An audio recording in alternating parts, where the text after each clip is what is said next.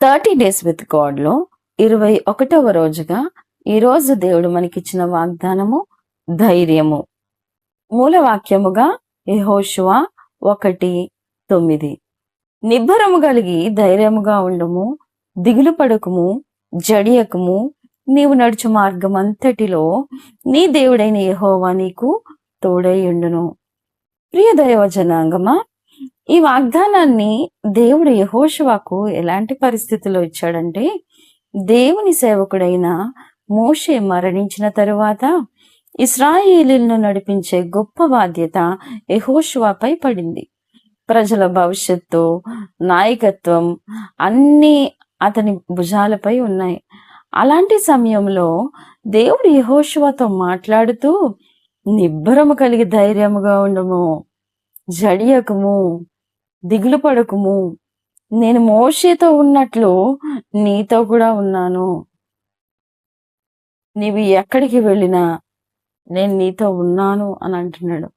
అంటే ఈ ఈ గొప్ప వాగ్దానం ఓన్లీ యెహోషువకే కాదు, కానీ ఈరోజు ఈ వాక్యం వింటున్న ప్రతి ఒక్కరికి కూడా ఎలాంటి నాయకుడిని, అంటే ఇంటిలో పెద్ద నాయకుడు అనగా తండ్రిని, లేకపోతే భాగస్వామిని, ఎవరినైనప్పటికీ ఇంట్లో, లేకపోతే ఎటు తోచని స్థితిలో, ఏంటి నేను మానసికంగా ఎలాగైపోతున్నాను, నా ఆరోగ్య పరిస్థితి ఏంటి, ఇలాంటి దిగులుకరమైన సిచ్యువేషన్ నుంచి నువ్వు నడుస్తున్నప్పటికీ కూడా దేవుడు నీకు ఇస్తున్న వాగ్దానం ఏంటంటే, నిబ్బరం కలిగి ధైర్యంగా ఉంటామంటున్నాడు. నిబ్బరం అంటే చాలా నిబ్బరంగా ఉన్నాడండి అతను అంటారు కదా. అంటే గొప్ప కాన్ఫిడెన్స్, ఒక తెలియని గొప్ప ధైర్యం మనకి ఎక్కడి నుంచి వస్తుందండి? దేవుని వాక్యం విన్నప్పుడే, దేవుని వాక్యం చదివినప్పుడే. కాబట్టి దేవుని వాక్యాన్ని బట్టి నిన్ను నువ్వు ధైర్యపరచుకో. నీ ఎదుట ఉన్న ఆ ఎర్ర సముద్రాన్ని జయించడానికి కావలసిన శక్తినిచ్చే దేవుని వాక్యాన్ని నీ హృదయంలో నింపుకో. పరిశుద్ధాత్మ చేత అభిషేకం పొందుకో. ప్రార్థన చేయి.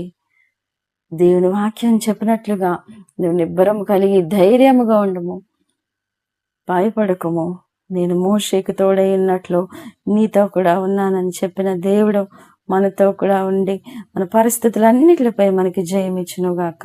దేవుడి పరిశుద్ధ వాక్యము మన హృదయంలో ఫలింపచేసి ధైర్యం కలిగిన ఆత్మతో దేవుడు మనందరినీ, నిన్ను, నన్ను, ప్రతి ఒక్కరిని, వింటున్న ప్రతి ఒక్కరిని నింపునుగాక.